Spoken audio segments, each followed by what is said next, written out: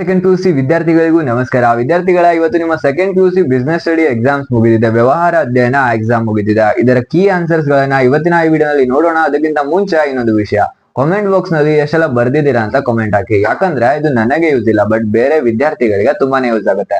ಯಾಕಂದ್ರೆ ತುಂಬಾ ಜನ ಕಡಿಮೆ ಬರೆದಿರ್ಬೋದು, ಡಿಮೋಟಿವೇಟ್ ಆಗ್ಬಿಟ್ಟು ನೆಕ್ಸ್ಟ್ ಎಕ್ಸಾಮ್ಗೆ ಚೆನ್ನಾಗಿ ಪ್ರಿಪೇರ್ ಮಾಡದೇ ಇರ್ಬೋದು. ನಿಮ್ಮ ಕಾಮೆಂಟ್ ಅನ್ನ ನೋಡ್ಬಿಟ್ಟು ನಂತರ ತುಂಬಾ ಜನ ಇದ್ದಾರೆ ಅಂತ ಅನ್ಕೊಂಡು ಅವರು ಕೂಡ ನೆಕ್ಸ್ಟ್ ಎಕ್ಸಾಮ್ ಅಲ್ಲಿ ಪರ್ಫಾರ್ಮ್ ಮಾಡ್ತಾರೆ ಮತ್ತು ಈ ಎಕ್ಸಾಮ್ ಮೋಟಿವೇಶನ್ ತಗೊಂಡು ಚೆನ್ನಾಗಿಲ್ಲ ಅಂದ್ಬಿಟ್ಟು ನೆಕ್ಸ್ಟ್ ಎಕ್ಸಾಮ್ಗೆ ಓದ್ಕೋತಾರೆ.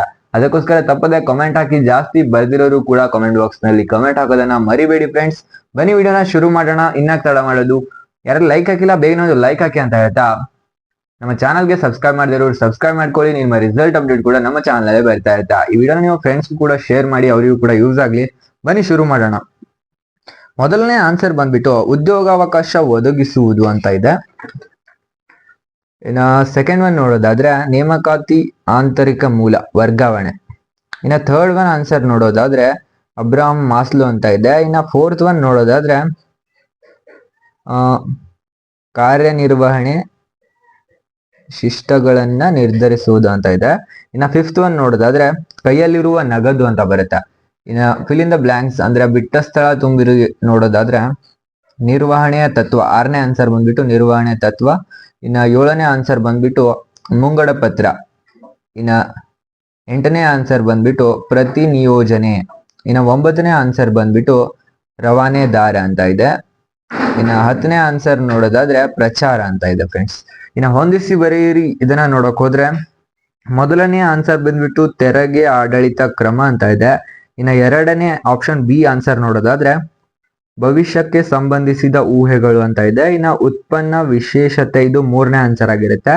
ಇನ್ನ ನಾಲ್ಕನೇದು ನೋಡೋದಾದ್ರೆ ಕೆಲಸಗಳಿಗೆ ಜನರನ್ನ ಇರಿಸುವುದು ಅಂತ. ಇನ್ನ ಕೊನೆಯ ಆನ್ಸರ್ ನೋಡೋದಾದ್ರೆ ಭೌತಿಕ ವಿತರಣೆಯ ಘಟಕಾಂಶ ಅಂತ ಇದೆ.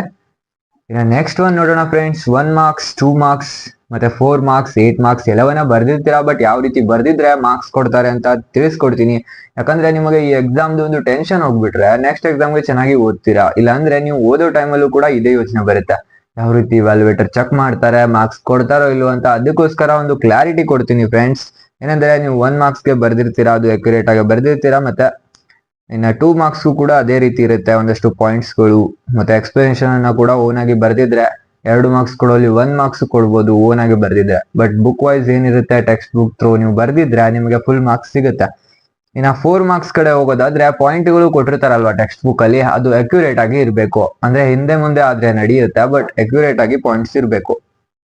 ಅದಕ್ಕೆ ನೀವು ನಿಮ್ಮದೇ ಓನ್ ಸ್ಟೈಲ್ ಅಲ್ಲಿ ಎಕ್ಸ್ಪ್ಲೇನ್ ಮಾಡ್ಬಿಟ್ಟು ಬರೆದ್ರೆ ಫುಲ್ ಮಾರ್ಕ್ಸ್ ಸಿಗುತ್ತೆ. ಇನ್ನ 8 ಮಾರ್ಕ್ಸ್ ಕ್ವಶನ್ಸ್ ಕಡೆ ಹೋಗೋದಾದ್ರೆ 8 ಮಾರ್ಕ್ಸ್ ಅಲ್ಲಿ ಅಟ್ಲೀಸ್ಟ್ 8 ಪಾಯಿಂಟ್ಸ್ ಅನ್ನೋದ್ರು ಬರ್ದಿರ್ಬೇಕು. ಹಿಂದೆ ಮುಂದೆ ಆದ್ರೆ ನಡೆಯುತ್ತೆ, ಬಟ್ 8 ಪಾಯಿಂಟ್ ಅನ್ನ ನೀವು ಬರೀಲೇಬೇಕು.